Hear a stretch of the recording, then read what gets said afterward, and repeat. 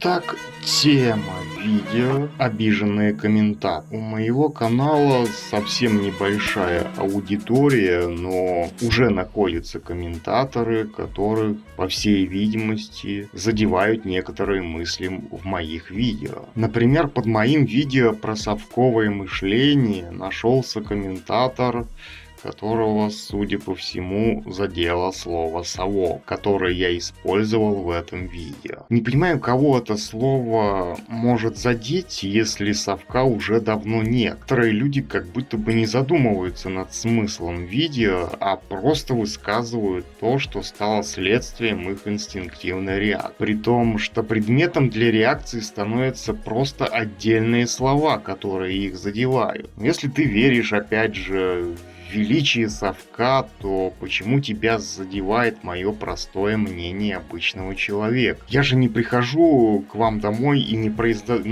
произношу намеренно перед вами слово «совок». Эти люди сами заходят на мои видео благодаря алгоритмам Ютуба, но прослушать видео, потратив свое время и высказав нечто, что адресуется мне как личная неприязнь, это как минимум странно.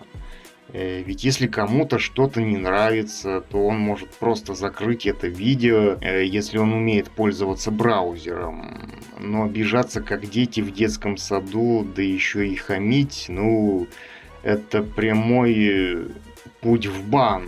Да, не потому, что мне это нравится, а потому, что я вынужден это делать. Я готов только к конструктивной и интеллектуальной дискуссии, а не отвечать на подобные выпады, ибо это бессмысленно для меня. Я могу только отправить в бан, потому как не вижу смысла разбираться в том, кто на что обижен. Я не преследую цели обидеть кого бы то ни было. Мои видео — это способ высказать свою позицию по тем или иным вопросам.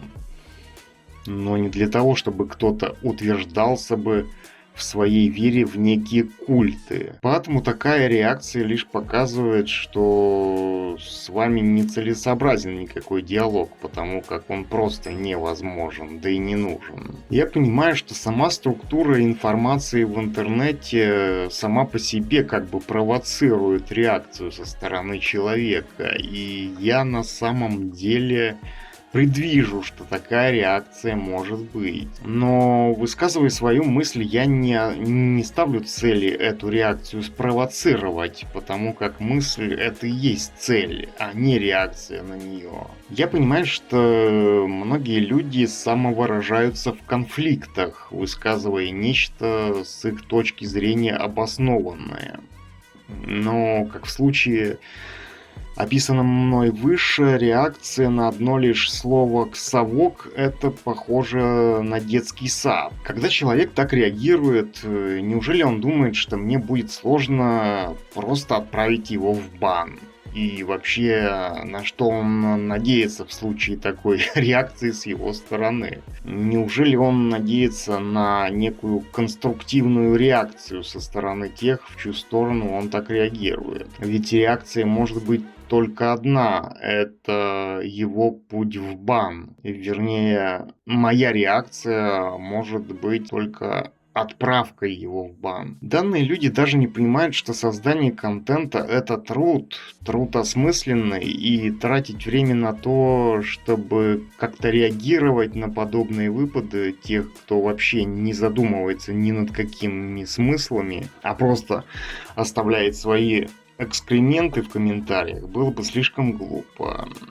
Комментатор, не думающий, может только инстинктивно реагировать на то, что он слышит, будто бы он является носителем некой общественной истины, которая не подлежит переосмыслению, предполагая, что эта истина позволяет ему говорить что угодно и где угодно. Неужели отправка его в бан — это и есть его основное стремление? Развитие высоких технологий.